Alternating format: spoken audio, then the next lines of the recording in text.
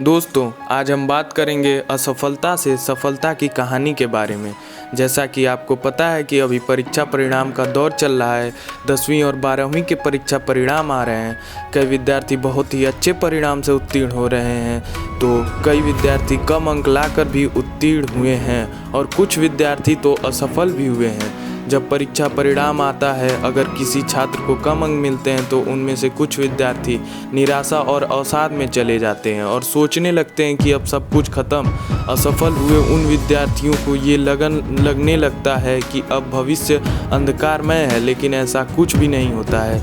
इसलिए आज मैं आपके लिए लेकर आया हूँ एक फेलियर सक्सेस स्टोरी, जिसमें मैंने बताया है कि कैसे एक महान वैज्ञानिक ने अपने जीवन में बड़ी बड़ी असफलताएं दिखी हैं। तो इस कहानी का शुरुआत हम लोग एक शीर्षक से करेंगे कि असफलता महान सफलता को पाने की एकमात्र सीढ़ी है।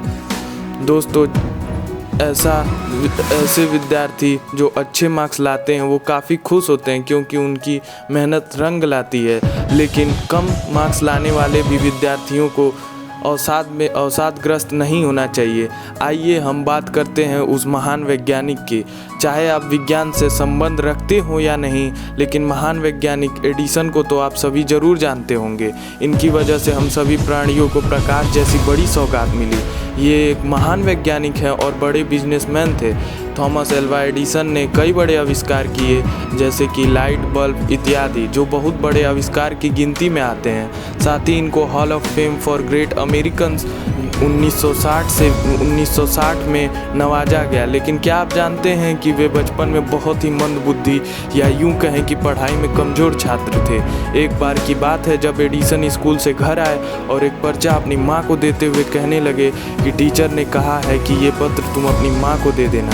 जब माँ ने वो पत्र पढ़ा तो माँ की आंखों में आंसू निकलने लगे। माँ के आंसू देख एडिसन अपनी माँ से पूछने लगे कि माँ, क्या लिखा है इस पत्र में जिसे पढ़कर तू रोने लगी? तब माँ ने कहा कि इस पत्र में लिखा है कि आपका बेटा पढ़ाई लिखे में बहुत होशियार है।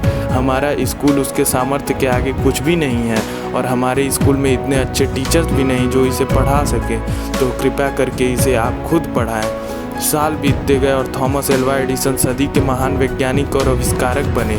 किस काम की वजह से वे अपने पुराने संदूक में कुछ ढूंढ रहे थे और उसमें वही पुरानी चिट्ठी मिली जो टीचर ने माँ को देने को कही थी। जब एडिसन ने उसे पढ़ा तो वो ज़ोर ज़ोर से रोने लगे, क्योंकि उस चिट्ठी में लिखा था कि आपका बेटा बहुत ही ज़्यादा मंदबुद्धि है, पढ़ाई में बहुत कमज़ोर है, हम इसे आगे नहीं पढ़ा सकते, अब से इसे स्कूल भेजने की कोई ज़रूरत नहीं। इसके बाद एडिसन ने अपनी डायरी में लिखा कि कैसे एक माँ ने अपने वचन से मंदबुद्धि बेटे को सदी का महान वैज्ञानिक बनाया।